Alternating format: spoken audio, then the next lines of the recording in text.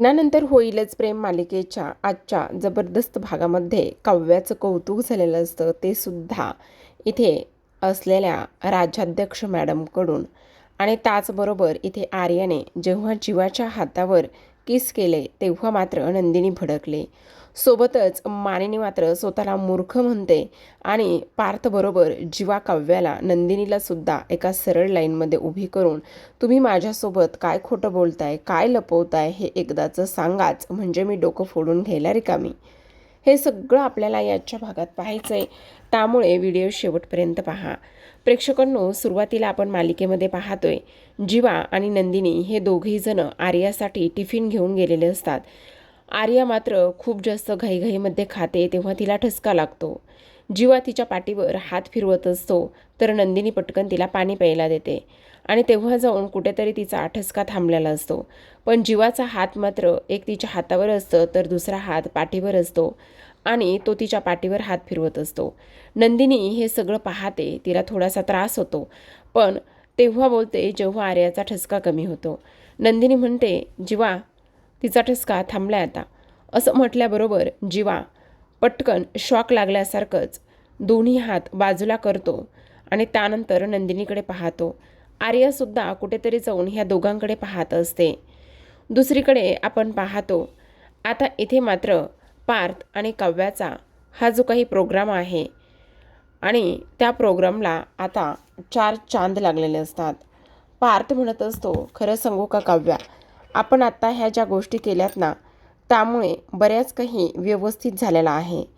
आणि तेव्हा काव्या म्हणत असते, खरं तर आमचा उद्देश फक्त इथे IIP रोडवरील खड्डे दुरुस्त करण्याचाच आहे.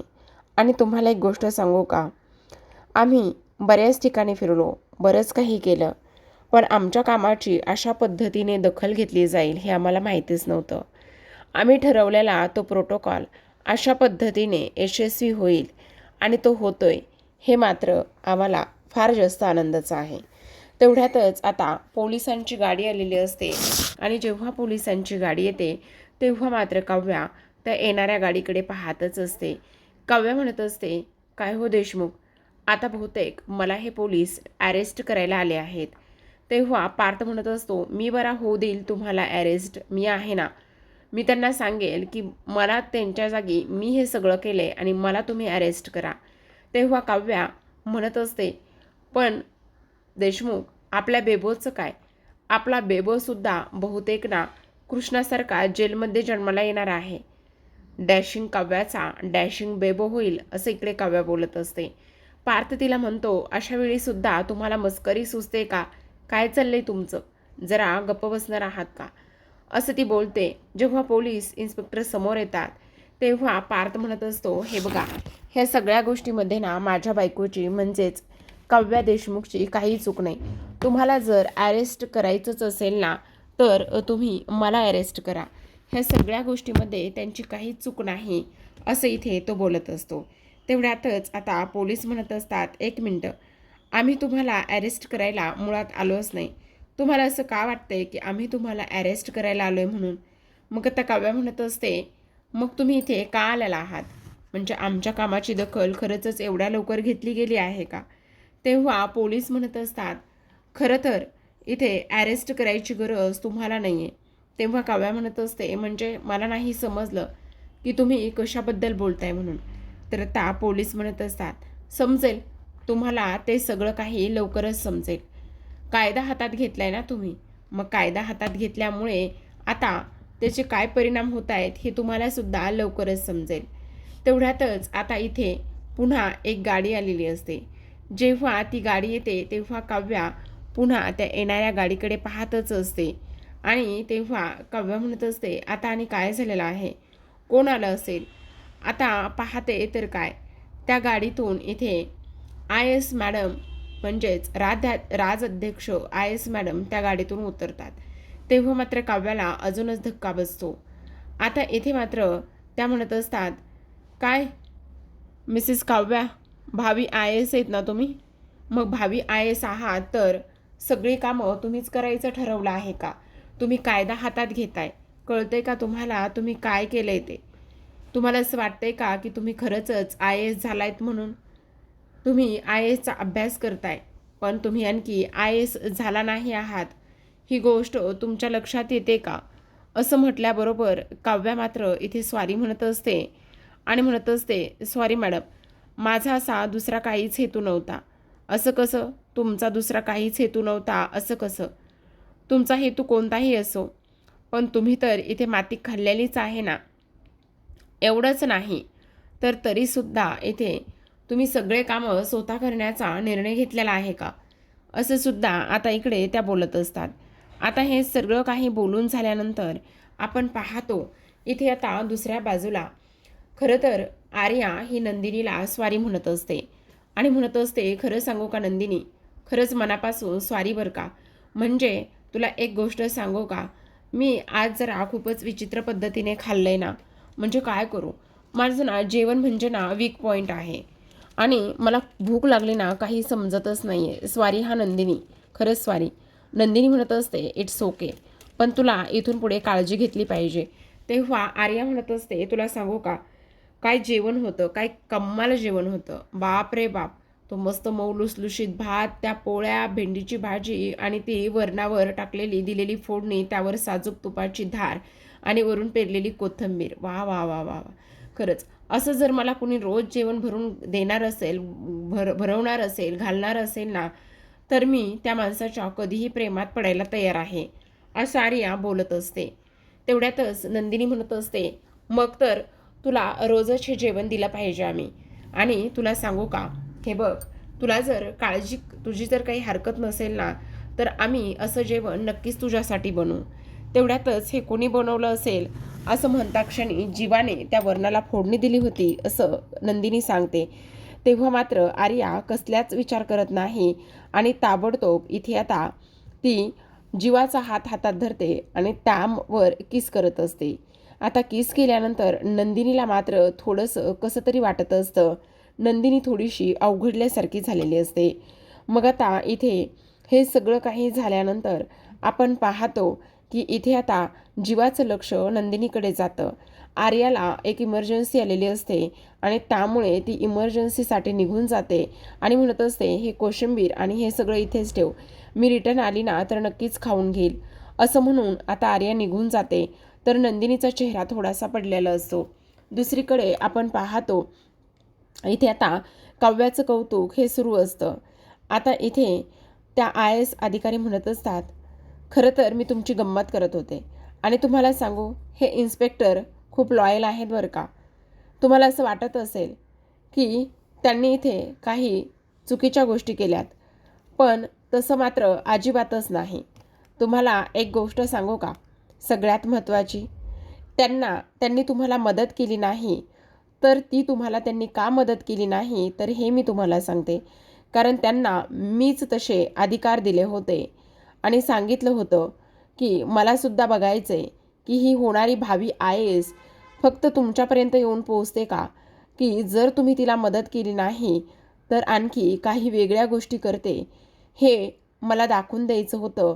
आणि त्यामुळे मी त्यांना फोन करून तुम्हाला मदत करायचं नाही असं स्पष्टपणे सांगितलं होतं. आणि तेव्हा ते बोलणं रिकॅपमध्ये दाखवले की कशा पद्धतीने आय एस मॅडमने इथे पोलिसांना सांगितलं होतं की इकडे जर तुम्ही आत्ताच तिला मदत करायला लागलात तर मग तिच्यासाठी ते सगळं सहज होईल, शक्य होईल. मग आपल्याला सुद्धा बघायचं आहे की आता काही जरी झालं तरीसुद्धा ही मुलगी हार मानते का, की यापुढे आणखी काही गोष्टी ती करते, ते आपल्याला पाहायचं आहे. आणि त्यामुळे तुम्ही अजिबात तिला मदत करू नका असंही आय एस अधिकाऱ्यांनी त्या पोलिसांना सांगितलेलं होतं. आणि तेव्हा मात्र इथे त्या म्हणत असतात, त्यामुळेच इथे त्यांनी तुम्हाला मदत केली नाही असं सुद्धा आता इकडे ते बोलत असतात. आता हे सगळं काही इथे सुरू असताना आता काव्या म्हणत असते, हो का, मग तुम्ही घेतलेल्या त्या सगळ्या परीक्षेमध्ये मी पास झाले का, असं इथे काव्याचा प्रश्न असतो. तेवढ्यातच इन्स्पेक्टर साहेब काव्याला सॉरी म्हणत असतात, माफ करा मॅडम, खरं तर इथे माझ्यामुळे तुम्हाला फार त्रास झाला, त्या सगळ्या गोष्टीसाठी मी तुम्हाला खरंच मनापासून स्वारीसुद्धा म्हणतो, असं सुद्धा आता इकडे तो बोलत असतो. त्याचबरोबर आता इथे मात्र काव्याचा पुन्हा प्रश्न असतो, मॅडम खरं सांगा ना, मी दिलेल्या परीक्षेमध्ये पास झाले का? तेवढ्यातच आता पोलीस येणाऱ्या गाडीकडे पाहतात आणि म्हणत असतात, हो तुम्ही पास झालायत ना, तुमची उत्तरपत्रिका ही बघा आली. असं म्हणता क्षणी तो नगरसेवक आलेला असतो. आता हा तोच नगरसेवक असतो ज्या नगरसेवकाने इथे आता काव्याचा अपमान केलेला असतो आणि तो नगरसेवक मात्र इथे येऊन पोहोचलेला असतो. तो सुद्धा पायामध्ये चप्पल न घालताच तो नगरसेवक इथे येऊन पोहोचलेला असतो. जेव्हा तो नगरसेवक इथे येऊन पोहोचतो त्यावेळेला मात्र इथे काव्या म्हणत असते तुम्ही. त्याच वेळेला तो नगरसेवक इथे काव्याकडे पाहतो आणि म्हणत असतो, काय हो मॅडम, तुम्ही मला ह्या मुलीची माफी मागायला बोलवलं आहे का? तेव्हा मात्र इथे IAS अधिकारी म्हणत असतात, हो ह्याच मुलीची माफी मागायला मी तुम्हाला बोलवले. तुमची हिंमत कशी झाली अशा पद्धतीने वागण्याची? अहो असं कसं वागू शकता तुम्ही? तुम्हाला कळतंय का? असं सुद्धा आता इकडे IAS अधिकारी ह्या त्याला बोलत असतात. हे सगळं काही बोलणं सुरू असताना तो म्हणत असतो, अहो मॅडम हे आल्या होत्या ना, पण तुम्हाला सांगू का, काही ऐकायचं नाही आहे मला, आत्ताच्या आत्ता माफी मागायची. तेव्हा तो म्हणत असतो, सॉरी कविताताई. तेवढ्यातच पार्थ म्हणत असतो, कविता नाही, काव्या देशमुख नाव आहे त्यांचं, समजलं? मग आता तो म्हणत असतो सॉरी, आणि ताबडतोब मी ह्या रस्त्याचं काम आणि हे सगळं काही ताबडतोब करून घेईल. तेव्हा काव्या म्हणत असते, ह्याच रस्त्याचं आणि बाकी रस्त्याचं काय करणार आहात? बाकी रस्ते पण इथे तुम्हाला दुरुस्त करायचेच आहेत. मला एक गोष्ट सांगा, आम्ही वेळच्या वेळी टॅक्स भरतो, मग तो टॅक्स आम्ही भरतो तर आम्हाला उत्तम सेवा मिळणं हे आमचं कर्तव्य नाही आहे का? तो आमचा अधिकार नाही आहे का? मला सांगा, आम्ही सर्वसामान्य नागरिक हे सगळं काही करतो, तर मग त्याच रस्त्यावरून आमच्या नातेवाईकांचे अपघात होतात, मिसकॅरेज होतात, बाळ गमावलं जातं. हे सगळं काही होत असताना मला एक गोष्ट सांगा, मग त्यांचे बिलंसुद्धा हॉस्पिटलच्या आम्हीच भरायचे, फेऱ्यासुद्धा आम्हीच मारायच्या. पण जर तुम्ही अशा पद्धतीने हे सगळं काही करत असाल ना, तर मग एक गोष्ट लक्षात ठेवा, इथून पुढे सर्वसामान्य जनतेला तुम्हाला निवडून द्यायचं की नाही ह्याचा सुद्धा विचार आम्हासारख्या सर्वसामान्य जनतेला करावा लागणार आहे. हा एकच रस्ता नाही आहे, तर तुम्हाला असे अनेक कितीतरी रस्ते आहेत जे की तुम्हाला इथे दुरुस्त करायचे आहेत. येते का तुमच्या ध्यानामध्ये? मला एक गोष्ट सांगा, त्या निरागस लेकराचा ह्यामध्ये काय दोष हो, जो की शाळेत ह्या खड्ड्यातून जातो, जो की शाळेत जाताना त्याला आदळापट होते, आणि त्याचबरोबर प्रेग्नेंट लेडीजचा सुद्धा ह्या सगळ्या गोष्टीमध्ये काय संबंध आहे हो? बोला ना. मग एवढंच नाही तर तुम्हाला इथे खराब असलेले सगळे रस्ते इथे दुरुस्त करायचे आहेत, आणि त्या रस्त्याची जबाबदारी आणि जिम्मेदारी कोण घेणार? तुम्हाला ते सगळं काही करायचं आहे. आणि त्यावेळेला काव्या असं डॅशिंग आणि त्याचबरोबर परखडपणे बोलत असताना इथे मात्र आलेल्या IAS मॅडम ऐकत असतात, आणि ऐकत असताना त्या तर तोंडातच बोट घालतात की ही खरंच मुलगी नक्कीच IAS होऊ शकते, आणि IAS होऊन ह्या देशाचा विकास ती नक्कीच करू शकते, असं सुद्धा आता इथे जाऊन त्यांच्या मनामध्ये आलेलं असतं. त्याचबरोबर काव्याचे शब्द काही संपत नसतात. ती म्हणत असते, त्यावेळेला कुठे गेला होतात? एवढे ह्या रस्त्यावर खड्डे झालेत, हे खड्डे दुरुस्त करायचे सोडून तुम्ही मात्र मजा मारताय. आल्याला सगळा काही निधी आहे तो इकडे तुम्ही स्वतःच्या घशामध्ये घालताय, असं काव्या स्पष्टपणे बोलू लागलेली असते. तर आता मात्र इकडे तो म्हणत असतो, मॅडम तुम्ही काळजी करू नका. तेव्हा काव्या म्हणत असते, काळजी करू नका नाही, पण एक गोष्ट मात्र कायम लक्षात ठेवा, काही जरी झालं ना तरी ही सर्वसामान्य जनता मात्र तुम्हाला मत देताना, तुम्हाला मतदान करताना एकदा नाही तर पुन्हा पुन्हा 10 वेळा नक्कीच विचार करेल, असं सुद्धा आता काव्या स्पष्टपणे बोलू लागलेले असते. तेवढ्यातच आता मात्र इथे IAS मॅडम तिचं कौतुक करत असतात आणि म्हणत असतात, खरं तर भावी IAS कशी असावी, तर ही अगदी तुझ्यासारखी असावी, असं सुद्धा त्या इथे बोलू लागलेले असतात. आणि हे सगळं काही बोलत असताना आता मात्र इथे काव्याला प्रचंड आनंद होत असतो की आज आपण हे सगळं काही केले, आणि ह्या सगळ्या गोष्टी केल्यामुळे त्याचं फळ आपल्याला मिळालं आहे, आणि त्यामुळे ती आता इथे उभ्या असलेला त्या मॅडमला सॅल्यूट करते. मॅडम तर निघून जातात, पण इकडे मात्र आपल्या काव्याचा आणि पार्थचा क्यूट असा छोटासा रोमांस इथे रंगलेला असतो. दोघांनी एकमेकांना मिठी मारलेली असते आणि दोघांनी एकमेकांना मिठी मारून आता ते सगळेजण ऑफिसचा स्टाफ आणि ते सगळे तिथून निघून गेलेले असतात. आता हे सगळेजण तर निघून जातात, पण इथे मात्र दुसऱ्या बाजूला जीवा आणि नंदिनी हे दोघेही जण घरी निघालेले असतात. जेव्हा घरी जातात तेव्हा जीवा तिला म्हणत असतो, सीट बेल्ट लावतेस का नंदिनी? नंदिनी मात्र थोडीशी रागवलेली असते. नंदिनी जीवाला म्हणत असते, जरा वेळ आपण इथेच थांबूयात का, 1-2 मिनिटासाठी? तेव्हा जीवा म्हणत असतो, हो चालेल ना, मला तर काहीच प्रॉब्लेम नाही आहे. असं म्हटल्याबरोबर आता तो तसाच थांबतो. नंदिनी मात्र त्याच्याकडे रागानेच पाहते, काहीच बोलत नसते. आणि तेव्हा जीवाला वाटतं की हिला नक्कीच काहीतरी झालंय. मग आता जीवा म्हणत असतो, नंदिनी गाणे लावूयात का? असं म्हणून गाडी ऑन करून तो टॅबवर गाणे लावत असतो. सुरुवातीला लावतो, पण ते काही व्यवस्थित लागत नाही. FM सुरू केलेलं असतं आणि त्यानंतर पुन्हा दुसरं प्ले करतो, तर त्यावर गाणं प्ले होतं, का रे दुरावा का रे अबोला, का रे दुरावा का रे अबोला, असं गाणं प्ले झालेलं असतं. असा मी काय गुन्हा केला. हे गाणं ऐकल्यानंतर आता नंदिनी मात्र जीवाकडे रागानेच पाहत असते. जीवाकडे रागानेच पाहत असताना आता मात्र इथे हा जो काही जीवा आहे तो सुद्धा तिच्याकडे पाहतो आणि त्यानंतर आता इकडे तो म्हणत असतो, काय झालेलं आहे, माझ्याकडे का पाहतेस आता, आणि मी काय केलेलं आहे नंदिनी? हे बघ, मी इथे काहीही केलेलं नाही आहे, तू उगाचच माझ्याकडे रागाने पाहू नकोस बरं. अगं असं काय करतेस? तेव्हा हे गाणं बंद करू का?